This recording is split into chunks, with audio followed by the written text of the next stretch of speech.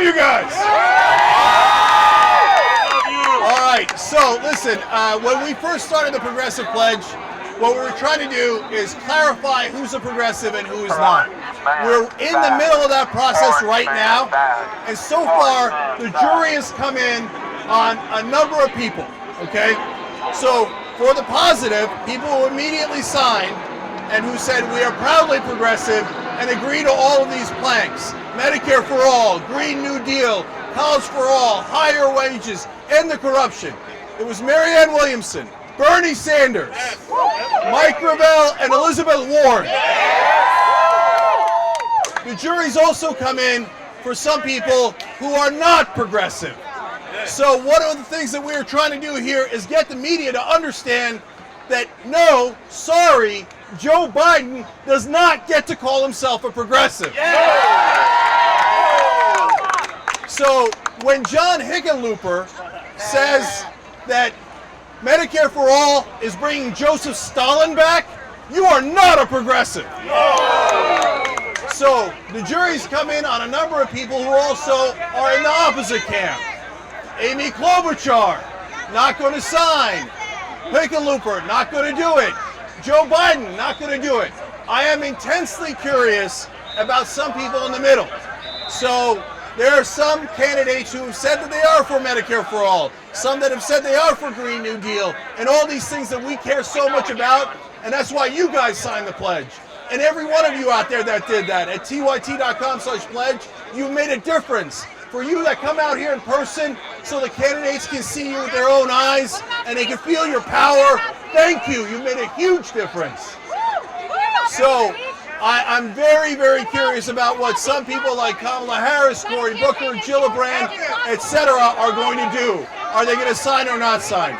But I want to talk a little bit more about the people who we know are not progressive. Do you know what Joe Biden did the other day? Joe Biden went and asked a Republican billionaire to give him money. And then the Republican billionaire laughed in his face. What are you doing? Are you kidding me? That the Democratic nominee would ask a Republican billionaire and kiss his ass and ask a Trump supporter for support? Do any of you want a Democratic nominee that wants to help Republican billionaires? So, I want clarity in this race. And so, when the media says that Joe Biden is solidly supported by Democrats, I've got to tell you something. I've seen a lot of Democrats here. You see any Biden supporters? I don't. I've seen supporters for a lot of different progressives. But the support for the establishment is soft. It is weak. It is only people that have not seen what the reality is, what their policies are, right? And what do we care about? We care about these policies that are on your signs. Our job is to hold these people accountable. So if you sign the pledge, we love you for it. But if you become president, we're also going to hold you accountable. Because this is not optional.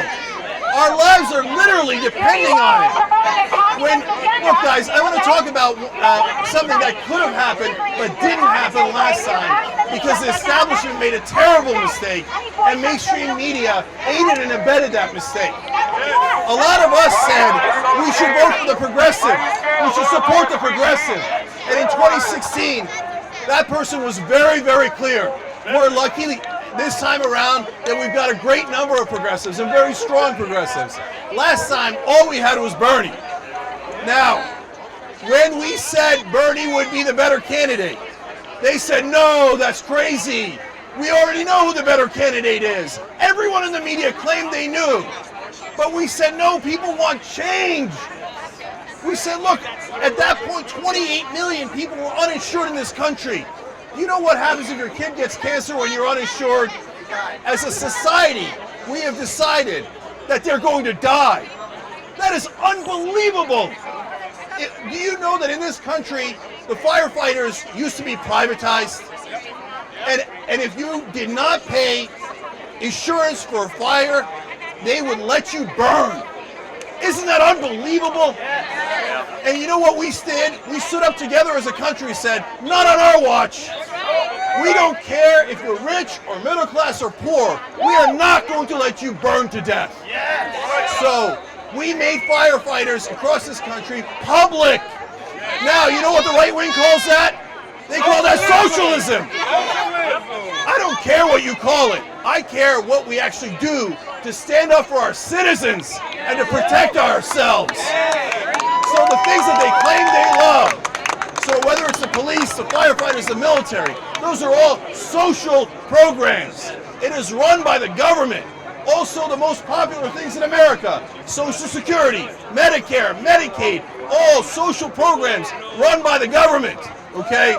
So when last election happened, we still had this abomination where 28 million people were not covered by insurance, let alone the underinsured. Now this time around, Trump wins. Now 34 million Americans are not covered. And now we are saying if your house is on fire, if your kids are sick, we are not going to come and help you. Well, this time around, we cannot let that stand. I'm picking one of the 5 issues. There's so many of these that we care about, but on Medicare for All, we must have a progressive win.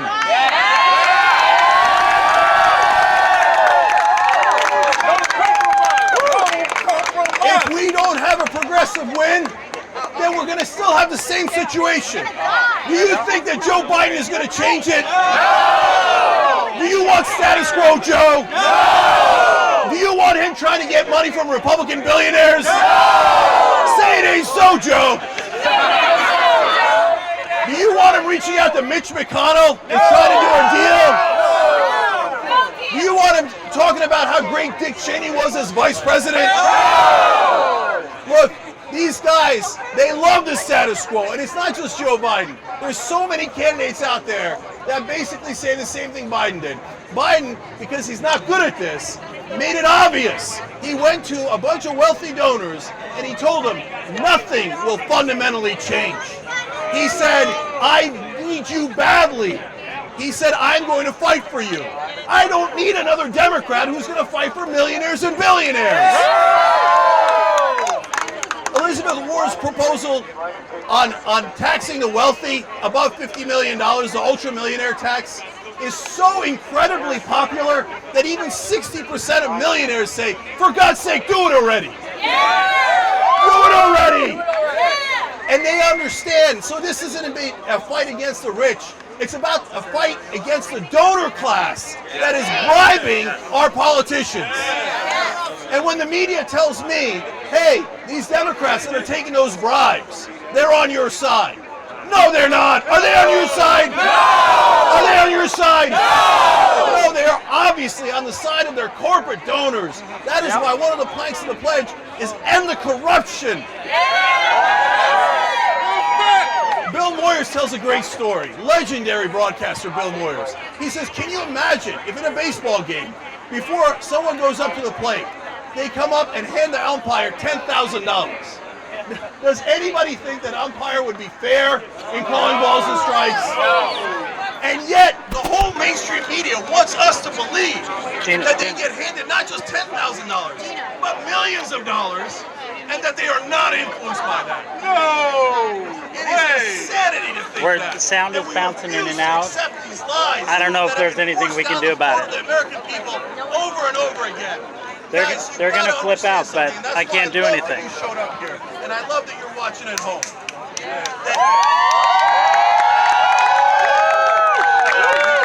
You've got to understand that 2020 is everything. It's everything. We cannot have Donald Trump win. If Donald Trump wins, I'm not sure our democracy survives. He does not care about it. He has no morals. He has no qualms. He has no shame. And he does not believe in our government. He is deeply un-American. We cannot have him win. And if we make the same mistake we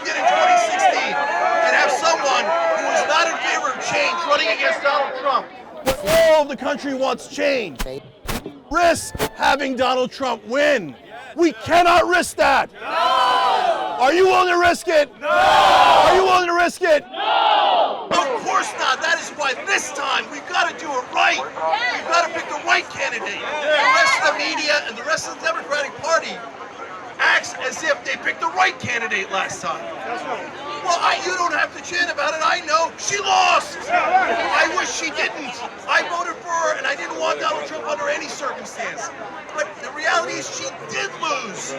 And the reason she lost is not because she was not a good campaigner, not because of Comey, not because of the Russians. Those were all around the edges.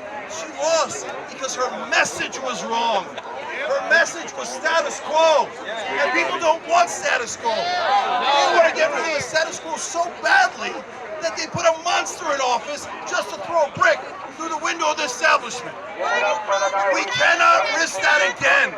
So this time around, last time, Bernie Sanders on the day of the election had a 12-point lead. And the rest of the media thinks that they're savvy when they say, oh, well, they would have run a campaign and that lead would have been less.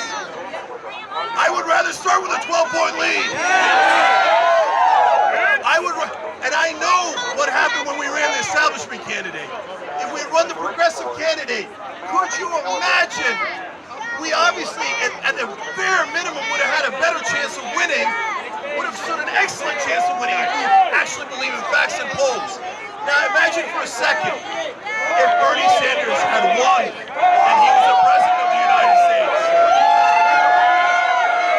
Imagine what a different world it would have been. Imagine how many more families would have had health care. How many people's lives we could have saved. Right now, we would not be talking about war with Iran or Venezuela. We would be talking about saving American families and higher wages. Are we going to make the same mistake again? Are we going to let the media talk us into that mistake? Are we going to let the establishment talk us into that mistake? Are you in favor of the status quo? Now I need you guys to go out there and participate all the way through this election. And for you to fight and keep on fighting and never give up. Because this time around, we cannot have a monster like Trump. And we cannot have a status quo politician on the Democratic side that says that they are not going to do anything for 4 years. We don't have 4 years to waste. This time, we fight for progressives. And this time, we win.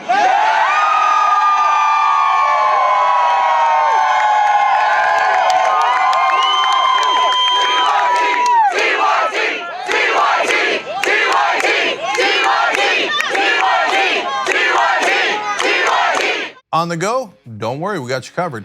You can still listen to TYT at our new podcast network. Find us on Apple Podcasts, the Google Play Store, or at tyt.com/podcast.